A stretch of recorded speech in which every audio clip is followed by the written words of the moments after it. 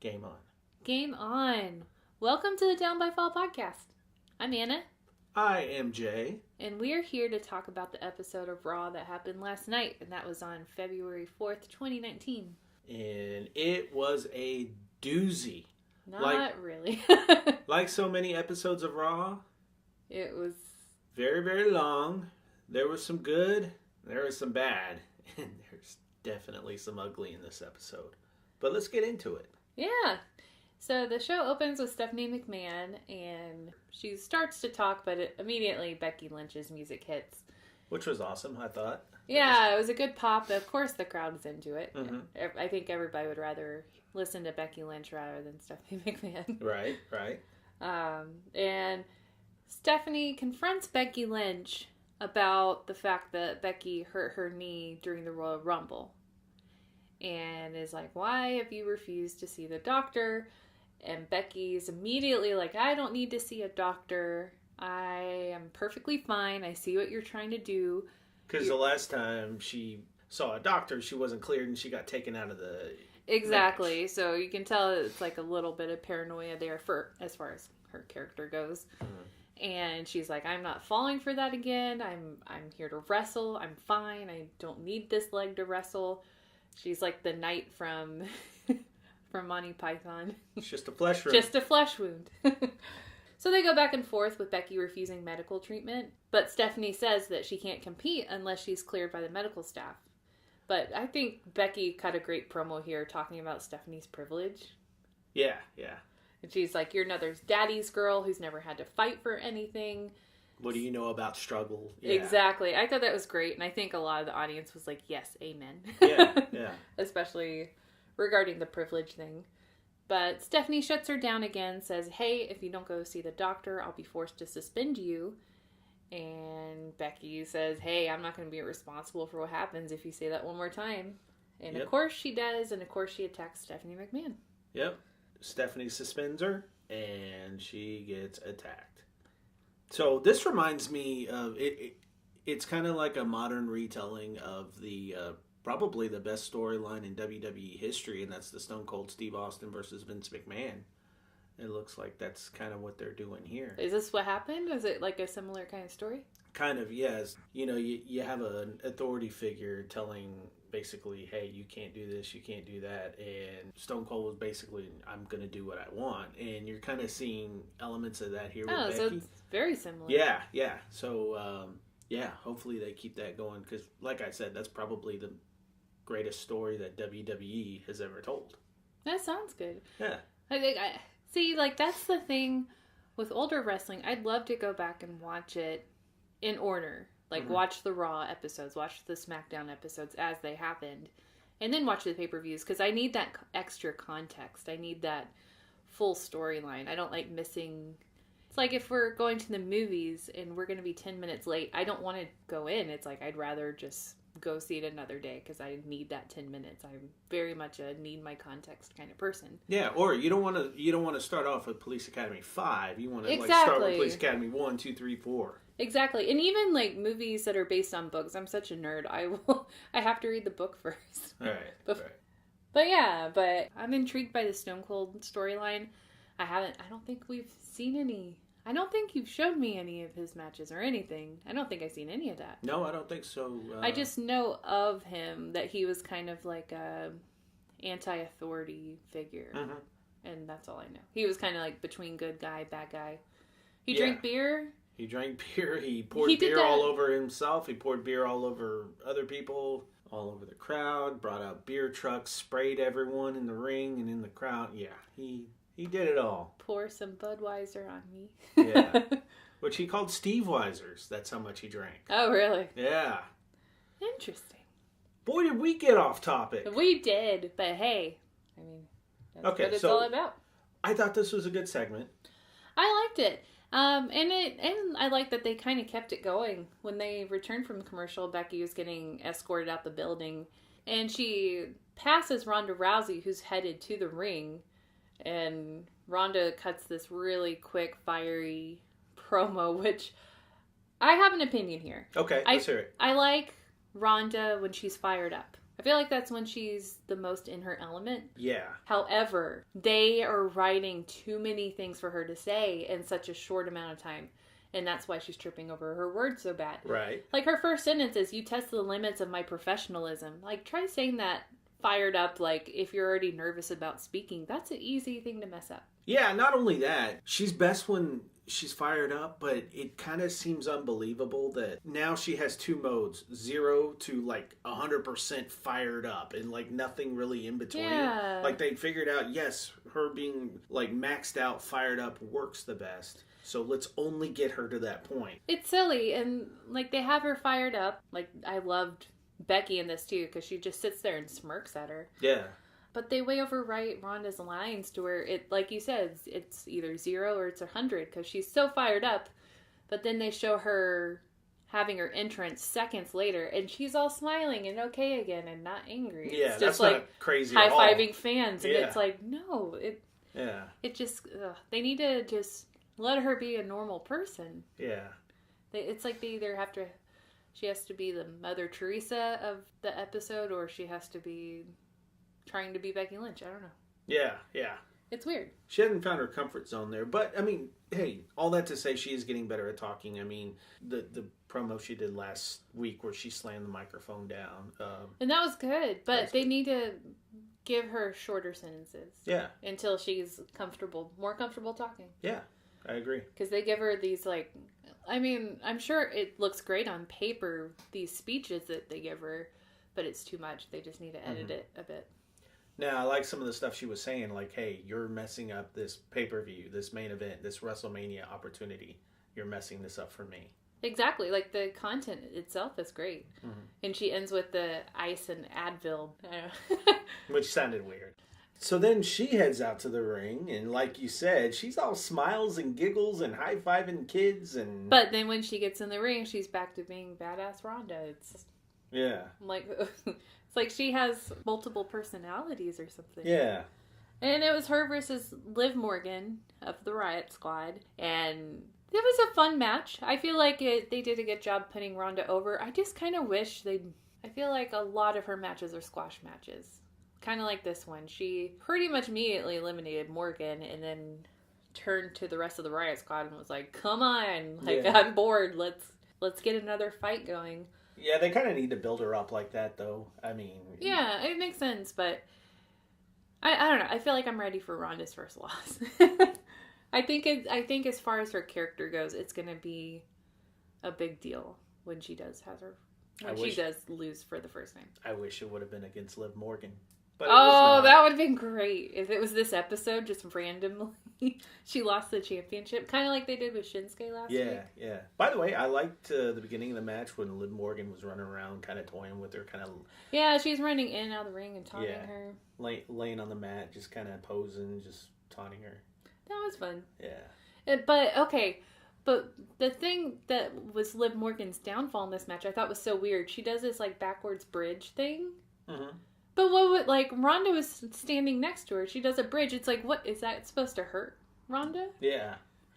It makes no sense. Because, of course, Ronda's like, oh, I'll punch you in the stomach. And then get her in the arm bar. Matrix move she did, just totally exposing her stomach, Yeah, it was so weird. So, Ronda Rousey gets rid of her pretty quick. Calls Sarah Logan in the ring. Mm-hmm. Gets rid of her pretty quick. Yeah, and then as they were leaving, Ruby Riott does the hold me back thing. Yeah. And then, of course, the second Ronda looks at her, she's like, I'm too busy for this. And walks off. Which is true. She did look busy. I mean, both of her pals got beat up. She has to help them out. She'll fight another day, I'm sure. Yeah, and then, of course, like, right when they get backstage, she cuts a little promo about how she'll get Ronda, but her team needed her right now. That totally makes sense. Exactly. Next, we got a teaser for Kurt Angle addressing his future in this episode, which I saw this on Twitter, like, I feel like right after he tweeted it, because I remember showing you, and I was like, ooh, what does this mean? But then I was like, oh, it's probably going to be like a dumb storyline thing, because the fact that they started promoting it, I was like, yeah, this is probably going to be stupid. Yeah. Like, I doubt it would be a retirement thing. I don't know. I feel like they wouldn't announce that beforehand. Well, it could be. I mean, that's how they set up Daniel Bryan's retirement when he retired at first. I mean, this is something they kind of do. But yeah, it kind of felt like. Well, we'll get to it. We'll get to it. Mm-hmm. Then the next match, we had Heavy Machinery versus Lucha House Party versus B Team versus The Revival. Again, I feel like we had this last week. Did we have this? I don't remember last week, but I could have sworn we had this exact thing last week. I don't know. But tell us in the comments if I'm right or not. I don't feel like looking it up. Yeah, I don't either. But this was for the number one contender. Like, whoever wins this gets a future title shot. Did they say when it would be next week or on a pay-per-view or I don't remember. Yeah, I don't remember either. I feel like they have a title contender match almost every week for the tag teams. But I like that they're getting more screen time with the tag teams. I don't know. I feel like I'm seeing more of them. I am too. And it almost feels like they're taking them a little bit more seriously. It's not so much of a joke, or is that just me? Yeah, it seems like they're starting to get more attention. I think some of these teams need a little polishing, before they get Lucha House Party. I think there's a lot more to them than some dudes that carry around piñatas and things like that, because they are so talented. I feel like they have a lot of potential. They just need to get away from the Lucha House rules and, give them a chance to shine and show their talent. B Team, I'm not sure exactly what they are. I love B Team. Yeah, I do too. I love the people in B Team. I don't like B Team though. Yeah. I wish Bo Dallas would go back to Bo Leave. But I do too. That was great. I know. And I wish Curtis Axel would go back to anything. He's great. I've enjoyed him thoroughly in everything he does. Mm-hmm. He's funny. I agree. Bo Leave is probably peak Bo Dallas. I think that was his best moment. We may actually have an episode coming up about that. But we will see. But one thing I really liked about this match at the beginning was they had Heavy Machinery come out. During their entrance, they had in the bottom corner of the screen them shooting their promo about that match. And I liked which that. is kind of a throwback of what they used to do. Yeah, I was like, this feels very 80s. I didn't watch 80s wrestling, but it had an 80s feel to me. But I liked it. I feel like it hyped it up a little bit. They feel very 80s to me, which I love. And they're so great. They're such a fun team to watch. Heavy Machinery. I think the crowd's instantly behind them because of Otis. Otis makes me smile every time I see him. And when their news dropped today that now Heavy Machinery is having to go by only their first names, Otis and Tucker. Now it's Otis and Tucker. I just can't wait till John Cena has to do it, and we have to call him John. I think Vince McMahon thinks that WWE fans can't pronounce anything. They're afraid of saying Dozovich. Yeah, but then again, I don't know. Harper, Rowan, I don't know. But they did something weird with this match. What did they do? So they go to commercial, and then right before the match starts. And then we return from the break, and all of a sudden we're backstage with Sasha Banks and Bayley. I was like, what happened to the match? Oh, is the match already over? What happened? And it wasn't just a quick 2-second thing. They were talking to them for a while. They were getting interviewed by Charlie, and I don't really know what they were saying because I was like, what happened to the tag team match? Where's the tag team match? What in the world happened to the match? And then Nikki Cross and Alicia Fox come out. And Nikki Cross cuts a little promo about how no one wanted to play with her but Alicia Fox, and they challenged him to a fight that night. And it's the whole time it's okay, you couldn't wait till the match was over, the one that's in progress. Yeah. Now? Oh, and by the way, I guess Nikki Cross is a heel now? I guess. I feel like she's one of those undefinables. I think if they try to fit her too much into a box, it's going to ruin her. Yeah. I don't know. I don't like her teaming up with anybody, though. It doesn't make sense. Unless it's sanity. Or especially Alicia Fox. Get whatever. Yeah. No. I feel like Nikki Cross is wonderful. I love her. But I don't want them trying to fit her into something that she's not. Right. Just let her go crazy. Yeah. People love her off the bat because of that. By the way, I think Charlie Caruso had more screen time on this episode than anybody. She did. She interviewed everybody. She did. And In my notes, I even had another interview and yet another interview. What do you think? You think she's getting more screen time because of the Dean Ambrose thing? You think Renee? That's a good question. If she's getting the fast track to replace Renee, she might be. That might be what this is. I don't know. More screen time for her. That's a good question. I don't know. And just because he's leaving doesn't necessarily mean that Renee's leaving. No, it certainly doesn't. I don't think that they can necessarily get rid of Renee Young unless she wants to leave. Right. No, they would be foolish to. Mm-hmm. So, I don't know. This was just an insane amount of Charlie Caruso this episode. Yeah, it was a lot. Speaking of things that are insane, the tag team match isn't over yet. Oh, yeah, we had a tag team match. As if we're supposed to care now after we spent 5 to 10 minutes away from it. Yeah. And they show Chad Gable and Bobby Roode watching it backstage. Like you do. And Heavy Machinery seemed to be dominating for most of this match. I liked it. I liked it too. And I liked the Lucha House Party had one spot backflipping off the apron, which I thought was fun. Yeah. Again, they should do more with those guys and just not make them so silly because they're all so talented. Exactly. Corey Grace had one of my favorite quotes of the night. Which one? I think Heavy Machinery would rather eat their chickens than count them. Yes, yes. And I think that's a fair assessment. I think so. We had a winner in this match, finally. And the Revival pinned Bo Dallas for the win. And I didn't see that coming. I feel like Heavy Machinery is on top the whole match. I'm surprised that they threw it to the Revival. Yeah, it's true. Because Heavy Machinery was pretty much dominating the whole time. And Revival ended up getting the win. So they have earned themselves a future tag team title match. That's exciting. That's exciting. And then next we get two people that we don't get very often. I feel like this is WWE trying to scramble at the last minute to make up for their past misdeeds in an effort to keep people from leaving WWE. Because we actually got a promo with Kurt Hawkins and Zack Ryder. And it was actually fun. It was fun. It was fun. Yeah, so Kurt Hawkins was saying that he's lost too much and he doesn't understand why Zack Ryder wants to team with him. And Zack says that pretty much, hey, WWE... They misspelled my name. Yeah, I've been here 13 years and they can't even get my name right. And as I was making the notes, I realized I spelled his name wrong too. Sorry. It's hard. Well, he did go on to say that he didn't even know how to spell his own name. So. Oh, okay. So I don't feel bad. No. And apparently they used to team together. I don't remember this. Do you? I wasn't watching when they did, but they were apparently tag team champions.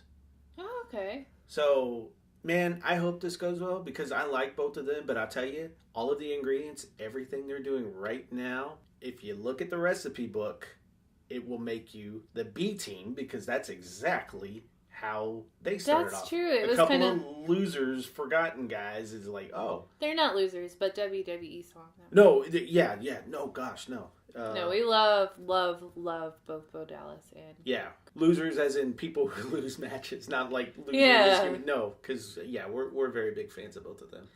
And I'm really intrigued by Zack Ryder and Kurt Hawkins. So this is I feel like the first I've really seen them since I've started watching wrestling, and they're fun. They can talk well. They can talk well. They've got a good look. I mean, they're funny. Yeah.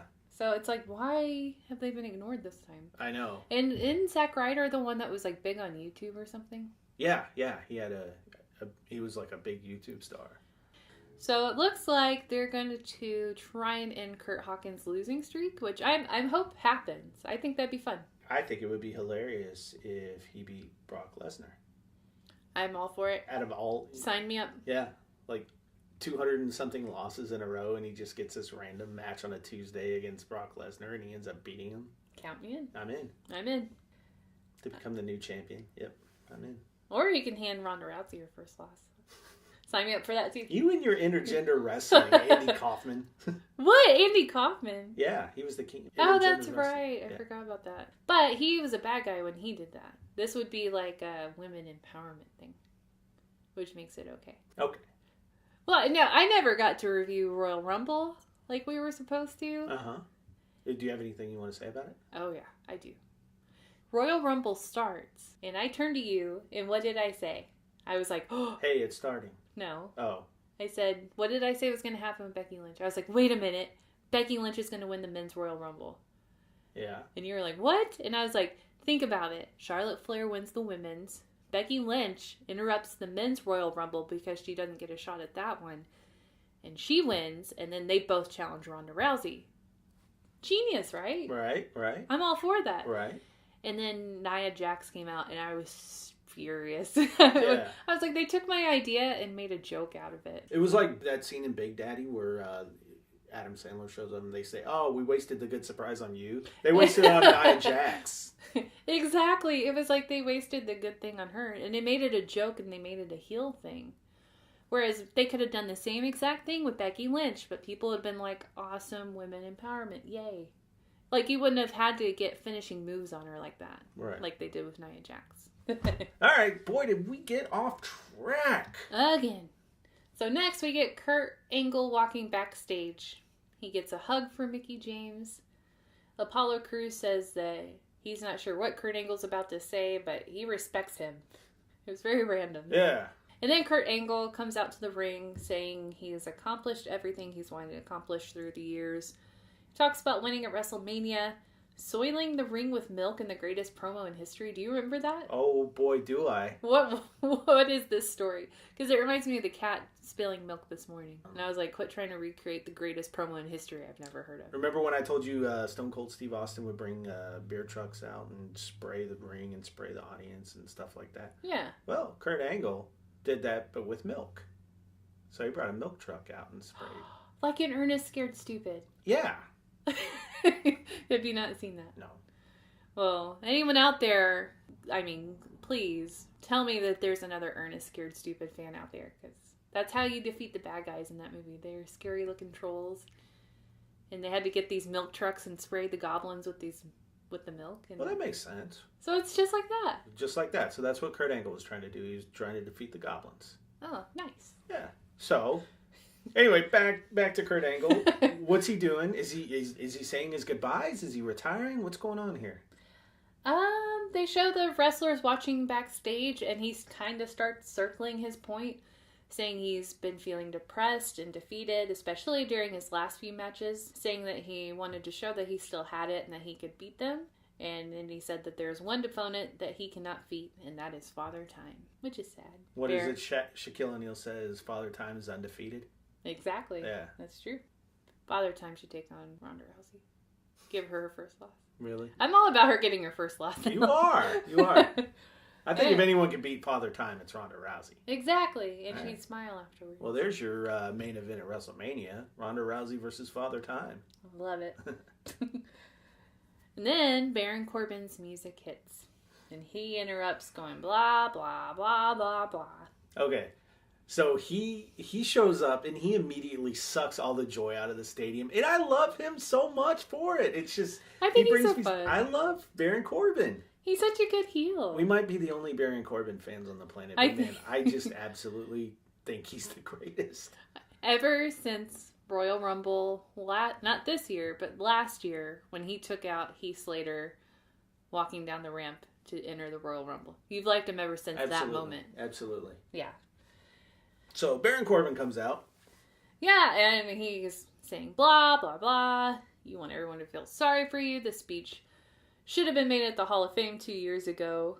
You were supposed to be making matches as GM, not be in them. Oh, burn.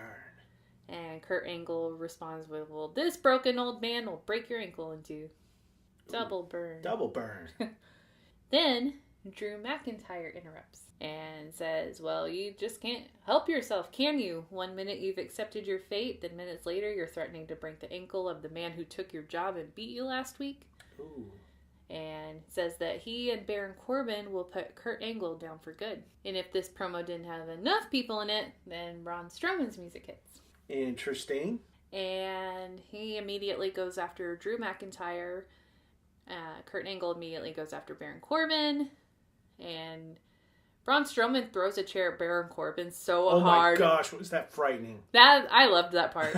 But it was like, man, if he had actually accidentally pointed that in the wrong direction, he would have taken someone's head off. Yeah. Like, he really threw it. Yeah, that was nuts. It was fun. And Baron Corbin and Drew McIntyre ran away. And that was the end of this promo.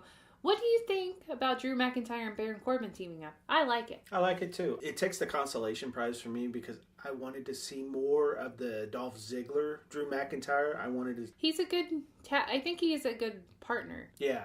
I don't know about him on his own, but I feel like he does really well with someone next to him. Another bad guy next to him. I think Drew McIntyre needs somebody next to him, and I think or Baron a manager Corbin is a good mouthpiece for him. Yeah. I like it. I like the pairing. I do. Yeah, I like it. It's almost kind of the same dynamic. You have mouthy Baron Corbin who goes out there and talks trash, and then you have Drew McIntyre. Drew McIntyre's the muscle. Yeah. I like it. It's a good dynamic, and I like that it's keeping the Baron Corbin, Braun Strowman storyline from being too much like the storyline that Braun Strowman had with Kevin Owens for what feels like forever. Yeah. My gosh. Hey. So that happened. All of that to set up a match later on tonight for the main event. Kurt Angle and Braun Strowman are going to take on Drew McIntyre and Baron Corbin. Can't wait. Next, we had a short little Black History Month promo. That was nice. It was nice. Then we had Sasha Banks and Bayley, who got ambushed by Alicia Fox and Nikki Cross. That was not nice. No, it wasn't. And it was actually a good little ambush as they were making their way down to the ring. Yeah, it was. They got thrown into the sign, which broke. Which I don't know I why. love it every it's time satisfying. that happens. I love it every time that happens. I like that they figured out to finally, let's make it look like the screen's glitching. I don't know if the screen's actually glitching. Sometimes I think that they, change the screen to make it look like it's glitching. Yeah, because I want to say recently they did that in, the program went off just, a second before they hit. And so it started glitching beforehand, which looked really ridiculous. Oh, I love that. Yeah. If that happened, I can't remember when that happened, but I think I remember seeing that. I would be even more of a fan if that happened every time. Yeah. But this match was fun. Yeah, it was. Wasn't the greatest though. It was probably my least favorite Nikki Cross match so far. I love her though. I did like Corey Graves giving Sasha Banks a little bit more grief. I don't know the history behind this. I don't know what he rips into Sasha Banks every chance he gets, just like he used to do Enzo when he was around. It's weird. I haven't seen him do that with anybody else, but he just, I don't know if there's real beef there or if, this is just storyline something, but he rips into Sasha Banks every chance he gets. Yeah, and this one he said that she's probably still suffering from a broken heart from losing to Ronda Rousey. And that just made me giggle. So great. Nikki Cross taunted Sasha Banks a bit, which was fun. And it seemed like Sasha Banks and Bayley were down pretty much this entire match until the end. The win happened out of nowhere, and it was so fast that I actually missed it. It was surprising because they got ambushed in the beginning, and then they got beat up pretty much the whole match, and they ended up winning, and they qualified to go to the Elimination Chamber match. Exactly, and okay, it's silly. Get off topic a little bit for a second. Okay. But it's weird that on Raw they're having these qualifying matches, yet on SmackDown they're just announcing that they're in the Elimination Chamber match. They got 3 hours of stuff to fill. I guess so. It makes it look so unfair for the girls on Raw. It does. I know Bayley tweeted are you kidding me? And I know Sasha Banks tweeted something as well last week about it. But if you think about it, SmackDown, they don't have enough women. No. To really do qualifying matches, so they have to just throw in everybody. Yeah, and they have so many good storylines going on that they really don't have time for it. Then we got yet another backstage interview with Apollo Crews, and they're asking him about Kurt Angle. And it's Charlie asking the tough questions. It was very random. I was like, okay, so, this is weird. But then he gets interrupted by Drake Maverick and half of AOP. I don't know which one he is. Razor or Ramon? No, Razor Ramon, someone else. Oh. Just kidding. I did that on purpose. Just kidding. Now they get interrupted, and I guess they're teasing a match coming up between those two. They didn't really specify. They just kind of... Why not? Sassed each other and then walked away. Yeah. All right. Ugh. And this next match was, horrible I hated it. Yeah, so remember in the beginning when I said there was good, there was bad, and there was ugly? Well, here's bad and ugly all rolled into one. Who is this for? It's not for me. Who wants to watch Elias and Jeff Jarrett? I love Elias. But who wants to see Road Dogg with his 1998 slang saying shiznit doggy style? Are you kidding me? Cross chops wearing the Rip City. Who is this apparel. for? Oh my gosh. Like who did Elias make very angry backstage? That's what I want to know. And why were they singing? And why was it so bad? Well, they're singing because they didn't get to finish their song from last week. And they forgot it's like they forgot the words at some point. Remember? Yeah. They finally just stopped singing and they're like looking around awkwardly. It's like, what the heck was this? It was a train wreck. Yeah. So why? Well, I need someone to explain to me why. I did not like this. Yeah. Is it the nostalgia thing with this Jeff Jarrett guy? Because he seems... Yeah. Not your cup of tea either. I liked him better in WCW. I mean, he wore silly outfits and big cowboy hats and had big mullet hair when he was in WWE back in the 90s and fighting for the Intercontinental title. Mullet I can get behind, but this... Mullet, yeah. Road Dogg with his, like, Limp Bizkit concert going slang. Like, really? No. Yeah. Oh, man. It's sad, and I don't like it. Elias had a good line about, hey, we don't need you ruining our show. Why don't you stay on SmackDown and ruin that show? Or what? I heard that on film too. Shouldn't you be on SmackDown taking their rating? Yeah, thank you. That was a good one. Yeah, and my note for this match was every bad, tacky, horrible thing from the past 2 decades called, and they want it back. Yeah. They want it all back. Yeah. But I did like Elias mocking them. I feel like Elias, I don't know if it's whoever's writing for him or if he writes these one-liners himself, but they're really good. Yeah. Like, I feel like against Leo Rush, he gets good zingers in there. Yeah, his Child Protective Services things against Leo Rush are yeah. great. Yeah, he's a great talker. I will say it did make him look even better. It did. But I just, no thanks. It's not for me. But anyway, so we had a match, Elias and Jeff Jarrett. And, Jeff Jarrett looked okay, but, this Elias ended up winning because there's absolutely no way Jeff Jarrett should have beat him. Mm-hmm. And then after the match, Road Dogg gets involved, and Jeff Jarrett hits him in the back with a guitar. And that does not break. It just went from bad to worse. Yeah, which basically shows that this is not going to be a one-off thing, that this is a feud that's going to go along way longer than it needs to. Yeah, no thanks. And don't get offended if you like them. If you happen to like those wrestlers, we're not making fun of you. But we want to know why. We want to know why you like them. Yeah, please let us know in the comments. But it's not don't take it personally. That's just our opinion. Yeah. But yeah, it's just not our thing. Not my thing. I don't have the nostalgia for these guys, so I can't. I have nothing for him. And he was in Spring Breakers. He was in Spring Breakers. Spring Break. He played like the... and I don't remember this. You told me this last night, and I don't remember. Yeah, he played the youth minister in Spring Breakers. I don't remember a youth minister in that movie. So next we get this little promo backstage with Natalya. And she looks great. I don't know what she did different. I didn't recognize her at first. But I thought she looked wonderful. I was like, gosh, man, she looks nice there. Yeah. Dana Brooke comes back and is apologizing to her for them losing the tag team match last week. And Natalya is seemingly ignoring her. Dana Brooke gets mad, and then it turns out that Natalya had her headphones in and didn't hear her. So. Dana Brooke gets mad, says, "That's it. I'm challenging you to a match next week." Oh, and then storms off. I didn't even catch that part. Yeah. And the whole time Natalya was oblivious because she was wearing her earbuds. And I thought that was great. It's a cute little thing. The only way that they can go forward with this that would make me happy, though, is if next week, Dana Brooke comes down to the ring and Natalya doesn't show up because she never heard her and doesn't know that she's supposed to be there. That would be great. Because if Natalya shows up, it kind of undoes the whole point of that. promo of her not hearing her. So what happened next?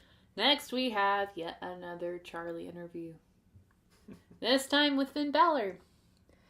This was a pretty typical promo against Bobby Lashley. I feel like if you've heard a promo like this once, you've heard it 100 times. It's, I'm not going to be pushed around. I'm going to beat Bobby Lashley. It was kind of boring to me. It's kind of boring. This feud's boring already, and it just started. Yeah, and then we cut to Finn Balor in the ring. Bobby Lashley comes out and cuts a really bad promo against Finn Balor. I don't know why they gave him the microphone. Leo Rush is there for a reason. Use him. Yeah. But he says that he wants Finn Balor to fight someone his own size. Then, as soon as he says, oh, you're going to fight Leo Rush, he attacks Finn Balor himself. Bobby Lashley does. And it's like, well, then you just say he's going to fight Leo Rush. What's the point of him beating him up? It made no sense. But I did have something that annoyed me with this match. Okay. And why was this not a squash match? Isn't the whole point of Leo Rush to be that he's like the mouthy manager? They don't necessarily present him as a good wrestler. And yet Finn Balor, just a few weeks ago, was supposedly almost beat Brock Lesnar, the one that almost no one can beat. Yeah. Yet here, he can't beat Leo Rush that quickly. It didn't make sense. It should be a squash match. It should. I agree. For continuity. That was kind of ridiculous. Now, in this alternative universe, which is 205 Live, Leo Rush is a good wrestler there. But yeah. Yeah, and he is a good wrestler, but it's... like, I feel like they've had him more as a joke wrestler, not as like they don't present him like he's supposed to be really good. Right. Yeah, it's almost like, oh wow, you're actually wrestling better than Bobby Lashley. We don't need him. Why don't you two just feud? Exactly. And it was like, it's kind of like what they did with Liv Morgan and Ronda Rousey earlier. Ronda Rousey's supposed to be so much better that she just, boom, beat her right away. Right. I feel like that's what they should have done here. I don't know. That was weird. I don't know. Feels like they gave Finn Balor's one title shot and then kind of send him back to purgatory from now on. I want him to go to AEW or something different. Yeah. I feel like he has fought everyone he can fight, or call up Aleister Black. Those two would be interesting to fight together. Boy, it would be. I would watch that all Or day. even team up together. That would be nice. Yeah, just have them together in the same ring. Aleister Black would provide a good little edge that I think Finn Balor needs. Yeah. I'm with you. That's a good pairing. I like it. Either against each other or together. I like that. What do you guys think? Yeah, tell us down in the comments. Who would you pair Finn Balor with to get him out of story writing purgatory, where he's at right now? Yeah. All right. So that happened. Who won this thing? Finn Balor, of course. Finn Balor, of course. Because it was against... Well, at one point, they kicked Bobby Lashley out from ringside, which... I mean, it was a moment that happened in the match. Yeah. I mean, sad thing is he gets to come back next week, I'm sure. So it wasn't for good, but... No, or for a title or anything, but... It was a match. Yeah. All right. What do we have next? Next, Paige's music hit. And I got excited for a second, thinking this actually meant something. And I was like, oh, babe, Paige is here. And then you turned to me, you're like, well, her movie's coming out. I was like, that's all it's going to be, isn't it? And she got 2 sentences out, cut to ad for her movie, and then, poof, she's gone. She deserves so much better. I miss Paige. I don't know what to think of this movie. It's got Vince Vaughn. It looks like a Funny or Die skit. It does. Every time I see it, I think it's a Funny or Die skit.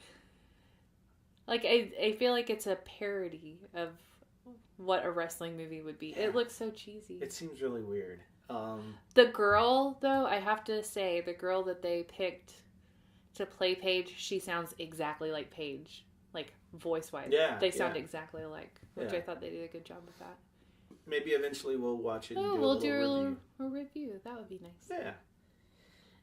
So when they get back from the ad, we have Alexa Bliss doing her Moment of Bliss talk show. And she introduced EC3, and I felt that this was so awkward. This was kind of awkward. Because she's acting like she's into him, and I see what they're doing. They're trying to have him not talk yet.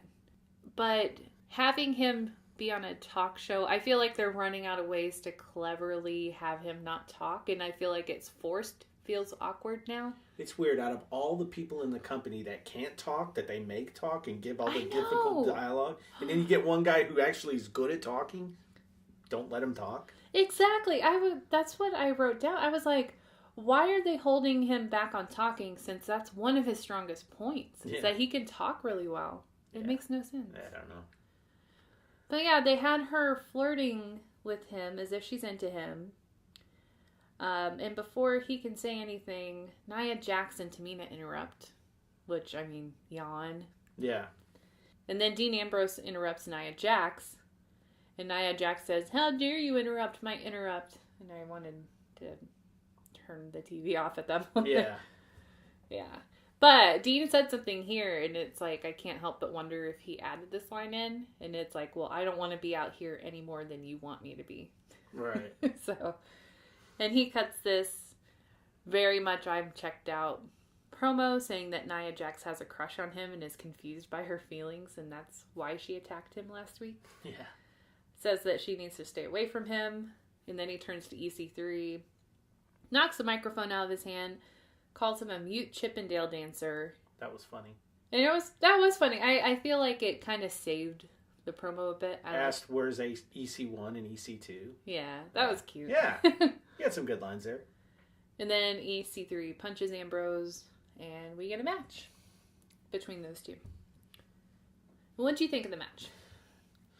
I think they're just going to let Dean Ambrose lose to every single person that they can on his way out the door. And you know what? I mean, that's clearly what's happening here. He's just going to look foolish.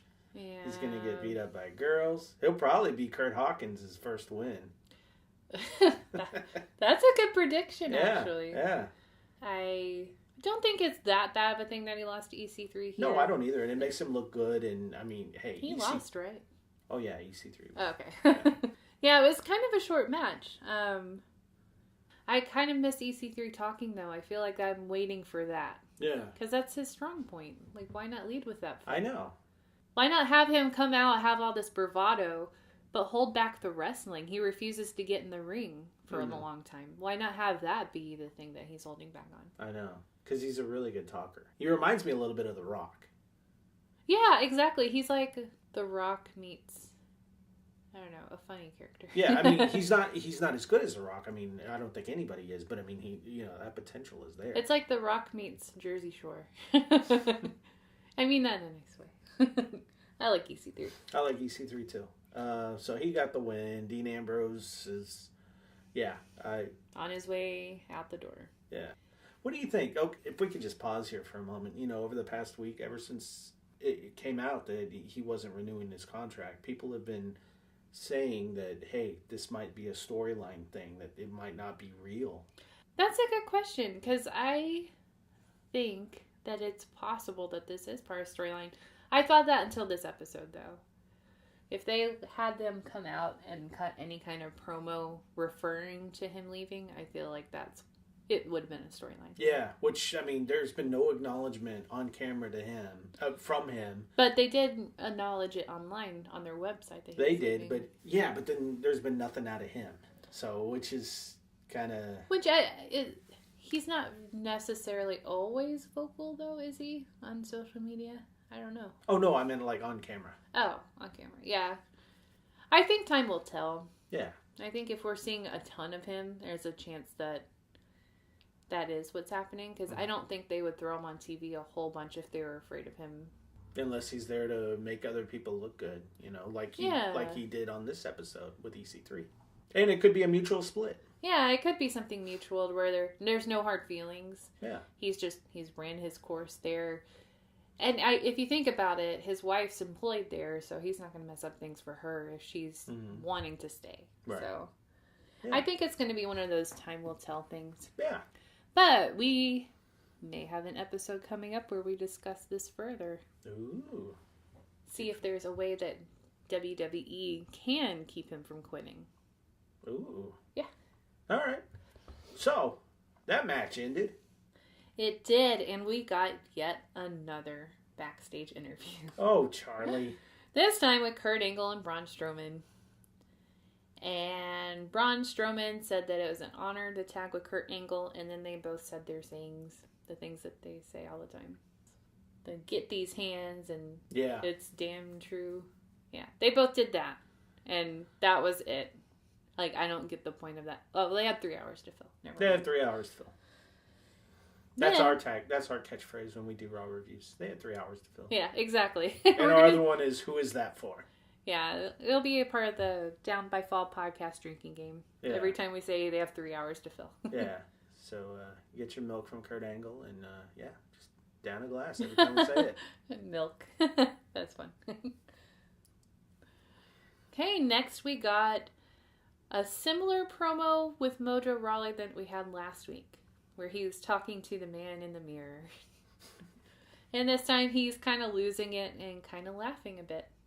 And I'm curious to see where this will lead. I honestly, last week when they showed him, and this has nothing to say about him as a person or a wrestler, but I was like, wait, who is this again? Yeah. Because they didn't show him on TV hardly ever. I know. So I'm glad that you're getting some of these names back on TV and their faces back on. So I'm hoping they have a good plan for him. He's a little rough around the edges, but I like him. I think he's a good talker. He has the coolest wrestling name ever. Yeah. Mojo Rawley. Great. I mean, can you pick a better name than that? Yeah, he's got a good look. I don't like when he's all hyped and energized. You know, when he was with the Hype Bros, I didn't like that. Mojo Rawley is one of the best wrestling names. It's like Max Powers from The Simpsons. Where Homer gets a chance to change his name, and he was like, oh, I'm going to change it to Max Powers. And all of a sudden, because his name is Max Powers, he has all this confidence that he wouldn't have had otherwise. That's good. So the whole episode, he's being like extra cocky and extra getting all these good things happening to him because his name is really strong. Maybe the guy in the mirror is just a regular guy, and Mojo's like, okay, look, you're messing this up for me. Exactly. Now, I'm excited to see where this is going. Me too. Yeah, I really want them to do something with Mojo Rawley. I do too. All right, so main event. Main event, and this is where I went to bed last night. Yeah. Did anybody stay up for this thing? Can anybody? I saw that was the main event. I was like, okay, good night. I was so tired. Can anybody who lives on the East Coast stay up for all 3 hours of Raw? No, it's wrestling on Monday does not end till, like, we never finish until sometime after 11. Yeah. It's like, I have to get up and work the next day. I know. I'm so tired. And so you stay up and it's like, oh, okay, this is what I stayed up for. I know, I hate that. I wish they would just save the second hour stuff for the third hour. Yeah. Or start it an hour earlier. Yeah. Like, give the people on the East Coast a break. Or make it good. Yeah, that's a good possibility, too. We'll stay up if you just want to make it good. But I already knew exactly what was going to happen if I had stayed up for that third hour. I would have been underwhelmed, and I would have been extra angry the next morning getting ready for work. I went to sleep. I already saw Braun Strowman throw a chair. I was like, yeah, there's no way anything in this match is going to top that moment. I'm going to bed. Yeah, I did too. And then the second I got home from work, I watched it then. Yeah. So what'd you think? I'm glad I didn't stay up. It was a good match, but it's a match we've seen before. Yeah. Several times. Or it feels like one. I mean, maybe these 4 people haven't been in the ring. I don't know, but... Yeah, like Braun Strowman threw a bunch of people around. He brought the steel steps into the ring, which I feel like I haven't seen before, but all he did was throw Baron Corbin on it, which I have seen before. Yeah. So... But you haven't seen him do it in the ring. I feel like that would be less painful because you get more bounce there. I don't know. I don't want to be thrown on steel steps in a ring or outside of a ring. I opt to not be thrown on him either. All right. Period. I feel like that's the better option. Corbin should have gone for that. So, because of that, we have Drew McIntyre and Baron Corbin picking up the disqualification win. We do. Yeah, and it was okay match. I'm curious to see where this feud is going. I'm hoping it's... I don't mind it. I like the two groups. I like the Baron Corbin and Drew McIntyre a lot more than I like Kurt Angle and Braun Strowman, though. I think they're setting up a big WrestleMania farewell for Kurt Angle. Or Elimination Chamber match. No, this is bigger because he's a bigger name. They're going to save it for WrestleMania, I think. So, that was Raw. We should probably wrap this thing up or else you'll be complaining about us having a 3-hour-long show. And sorry about us not talking more about the main event. I feel like I don't really have much to say. I feel like they had such a long promo earlier in the night that they kind of got the point across there. Yeah. But the match was okay. It wasn't bad. It was just... everybody looked good, I think. I'm glad I went to sleep and watched it when I came home. As am I. But hopefully next week will be a little bit more exciting. We're getting ready to watch SmackDown here. And I have to say, especially for the last few weeks, I'm more excited about SmackDown. I feel like it's just been far superior. As am I. So, that's all I've got. And that's all I've got. Well, we will see you with our SmackDown review. Either today or tomorrow. Or whenever this goes up and whenever that goes up. Yeah, so comment down below. We haven't gotten any comments on YouTube yet, but if you comment down below, we will respond. We want to start a conversation. We want to make friends here. Make a community. Because we're new to this. We still got the training wheels on. We're still trying to feel this out and figure out what's going on. And that's kind of why we're doing this, is to kind of build a community. And we want to start a conversation. So if you disagree with anything we said or agree, say it down below. We'd love to hear from you. Yep. You can find us on Instagram at downbyfall podcast. And you can also reach us on Twitter, which is at downbyfall, where I tweet a lot of jokes. Not all of them good. I'm not guaranteeing anything. And you can also shoot us an email at downbyfall@gmail.com. That is correct. We gotta go. All right. See y'all later.